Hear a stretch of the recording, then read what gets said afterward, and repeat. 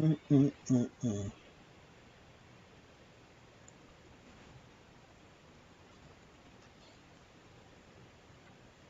You don't want to be heard? Don't say nothing. Now let's look at this video right here. I never thought I was going to lose money. I actually wondered, do a bunch of Trump supporters feel this way? Let's take a look at this video right here. We want to have as many bees as we can to make honey. At Secret Garden Bees, a honey farm in Linden, North Carolina, farmer Jim Hartman has one eye on his bees and the other on his bank account. Ideally, we'll get 100 pounds of honey per hive per year. How do you feel about paying more for things? Well, you know, if you find someone who says, I'm happy about paying more for something, you point them out to me. People who already couldn't afford fresh vegetables, who couldn't already afford to put good food on their plate, are the ones that are really going to be hurt by this. Did you ever think when you voted? Look, I ain't really trying to hear this because we all know why they voted for Trump. They wanted to get rid of the Mexicans and DEI. No voter really thought about, well, is it going to hurt the farms? Will these tariffs really help us out, or will they actually end up hurting us? You know, a lot of Trump supporters got fooled by this DEI stuff. They thought that was what was tearing up the country. It's not. The country was doing just fine until all this tariff stuff. Now, I am going to admit, I said early on, let's give these tariffs a chance. I didn't want to come down because maybe they would work. I'm not one to condemn somebody just because I didn't vote for them. That's not my approach. However, we've seen the bloodshed. We've seen the results. We've seen people's 401ks drop significantly. Are you still thinking about DEI? Is that a black man's fault? If you ask this farmer, he's not going. You can't blame a black man for crops not selling. You can't blame us for that. You can only blame one man, and that's the president. Let's hear this man speak. For President Trump, that things were going to cost you more and you're going to lose money? I never thought I was going to lose this much money, this fast. Jim is a Republican You who hear that? voted for. If you would tell somebody, vote for me, you won't lose money fast, they would say, wait a minute, I don't want to lose money at all. Don't be distracted and fooled by what he's saying. This man regrets voting for Trump, but I'm interested to see if he's going to actually say that. Donald Trump 3 times. How do you feel about your vote for Donald Trump now? Well, I feel like perhaps I should have considered some other options. You see that? That ain't strong enough. He should have been like, hell no. I wouldn't vote for him again. And you got to understand when I'm saying this. I am not anti-Trump because one man does not determine the direction of this country. It's all of you who voted for him who get to determine that. I can't be mad at him for stating his beliefs. You voted for him. You agreed with what his beliefs are. So if your crops or if you can't sell your crops, you're a farmer and you're struggling now because these tariffs, everything's much more expensive. If you're struggling, you only have yourselves to blame. Now, I'm not trying to kick anybody while they're down. I'm just saying, when Trump says we're going to do the tariff thing, you guys shouldn't complain. I don't like people running to CNN now talking about, I regret my vote. No, let's see this thing through. Have faith in the guy you elected. Among other things, Jim imports packaging supplies for his honey, so he's paying real close attention to the tariffs Trump just put in place. We just bought our year's supply of bottles from Taiwan and our year's supply of corks from Portugal about 3 weeks ago. So that would have been, another $5,000 or $6,000 out of my pocket. Which is partly why he's repairing instead of replacing this 40-year-old forklift. The cost of equipment has just gone through the roof to buy anything like that because it just would be cost prohibitive. He's also holding off on improvements around the farm. Well, we're not going to hire any more people, that's for sure. It's more than just the tariffs. For the past 2 years, Jim has been selling honey to the federal government, which then provides it to schools and food banks.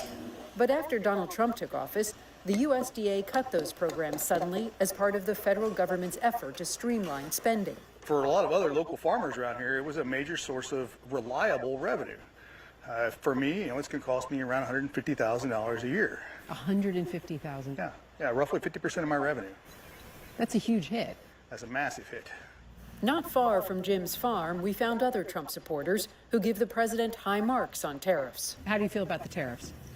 Well, I feel like for years we've been getting ripped off, and why not make it fair? 0-0. And I think. Now, people don't understand how insane that is, because when you go to work,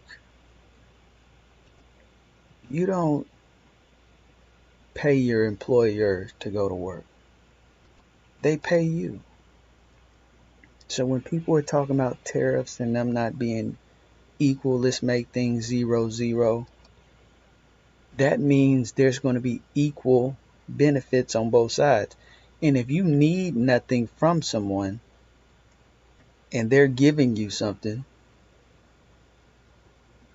you can't extract more than what they're giving you. You can't say, well, all I need from you is, your corn. I don't have anything to give you because, you can't afford my stuff anyway. I mean, they can't afford stuff from the United States anyway. We don't make anything they can really use. They don't have any use for it. So they're never going to say, hey, we're gonna buy all your computers. They don't have enough money to do that. So when we buy from them, they can't buy from us. We don't have anything they can use. We need their stuff. We need your cheap vegetables. We need your cheap computer components. We need all that cheap stuff. When they come knock, they're like, we don't have anything for them. Like, you can't afford the BMW. So you're not going to get it. We don't sell cheap stuff in America. We make the best of the best. And to be honest, we don't even make stuff. We sell services. Our services are top notch. We can connect you with the people who can make the business move. That's what America specializes in. It's a service nation, not a manufacturing one. You don't want to go back to the manufacturing days. You will be in a factory 10 hours a day, 30 plus years. That's how people used to live. It's just facts. This guy doesn't know what he's talking Trump was about. upfront about it. He said we're going to hurt some now. I think some of the countries they're already starting to come around. It's going to be good. I really believe that. You have faith in Trump? Yes, I do. I think he's doing the right thing. In order for us to get back where we need to be, he needs to get the money somewhere, and they're charging us. Why not charge them? Back at Jim's farm, though, still plenty of worry. He says raw honey is considered a luxury good, similar to organic vegetables. As prices rise, I don't know what that's going to do to consumer spending. Trump paused the majority of the tariffs for 90 days after we'd left Jim's farm. Jim told us by phone, it's flip-flopped so many times you can't take it to the bank. Who knows what it will be next week, adding, it seems like he's heard the American people. Randy Kay, CNN, Linden, North Carolina. All of this volatility and uncertainty brought on by the trade war that we were just talking about. You know, you've got China announcing it's raising retaliatory tariffs on U.S. goods from 84% to 25%. That coming after President Trump hiked the rate of Chinese goods. See, it actually works for China for them to raise their tariff because we actually buy stuff from them. They don't buy anything for us, so we raise tariffs on somebody who's not buying nothing. It's not smart. It just isn't. But maybe they know something I don't know. Who knows what that could be, but maybe they know something I don't know, because even me, I'm not an economist, not a political major in college, but even I know if you try to tell somebody to buy something from you they can't afford, it just doesn't make any sense. What is China going to buy from America? What we make over here? We don't make nothing. Everybody I know who got a t-shirt business, they sell shoes, you know how many women I know buy weave and all that stuff? Where they get it from? Them little Chinese girls are chopping their hair off and shipping it over here, and you paying $100 for it. You try to sell your hair to the Chinese, they'll laugh at you so fast. We're not buying that. We got some hair for you though. The rate on Chinese goods coming into America from 104% now to 145%. All of that, creating so much uncertainty, is having a real and immediate impact on businesses big and small across the country.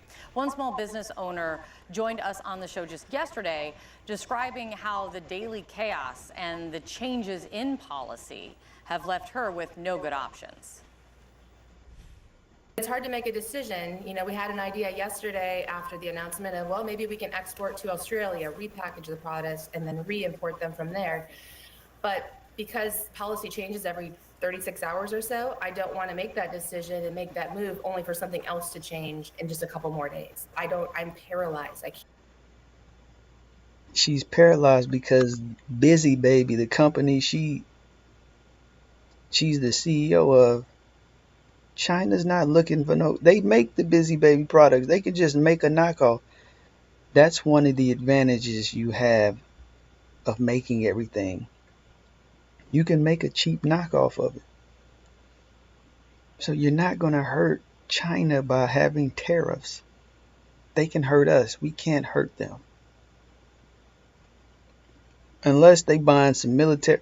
We're not selling military equipment to China. They're one of our enemies right now. So we can't sell military equipment where you can hike up the prices.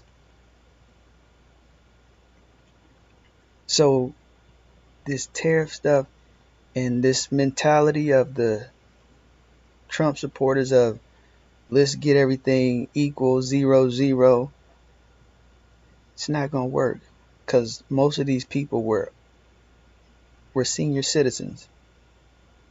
They do understand America, where they had to manufacture, and that you could get a job at a plant and manufacture some stuff and support your family on a factory job. But your children didn't have that same life. They work at Target, Walmart. They work at retail outlets selling the stuff that we're importing from China. That's how it works. We're not manufacturing this stuff. We're selling it. And because we don't manufacture anything, you start to see how the middle class no longer has the strength it used to. But even saying that, we can't go back to how it used to be, because China does it so well. They do it so well. They make everything so well. It just wouldn't make sense. we lose too much ground on everybody politically if we tried to do that. It wouldn't work. Can't even make a decision right now. Paralyzed. Another big area of concern is what this means for American farmers, of course. China is, among other things, the biggest export market for American soybeans. China bought 52% of American soybean exports last year, throwing American soybean farmers, understandably, into a whole new level of uncertainty right now. And joining me right now is Scott Metzger. He's a soybean farmer out of Ohio, also serves on the board of directors Look for at that. A whole world soybean farmer. A soybean farmer. And he probably voted for Trump because he thought DEI was affecting his farm. You know black people eat soybeans too, right? You know Mexicans eat soybeans. Everybody eats soybeans. But good luck selling these soybeans with these tariffs. You're not going to be able to. We'll go get soybeans from somewhere else. Then all this money that the Republicans talk about they like to save, what's going to happen is the government is going to start buying soybeans. So these farmers are going to be propped up by the government, and then you're going to really be in a mess because when the government starts buying your products because you can't sell them, eventually the government is going to take over your little farm. And you don't want the government in the farming business. You would like for them to regulate the farming industry, the farming business, but you don't want them to take over the operation. the American Soybean Association. Scott, thank you very much for waking up and taking time to speak with me this morning.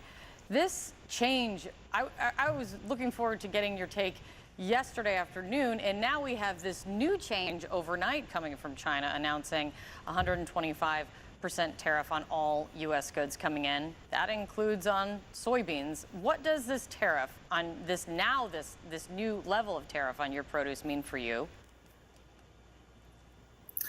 Good morning, Kate. Yeah, it's an alarming concern. With the tighter farm economy that we're in now, the tariffs are just adding issues to problems that we already have. We want to. It's just making it more complex and making it harder to make decisions on what we need to do. I've heard the word complex from a couple farmers actually as well. It's already a complicated situation, and now it's becoming even more complex. I mean, you're, I believe, a sixth-generation farmer, farming with your brother and cousins. How does this moment feel for you? Well, it's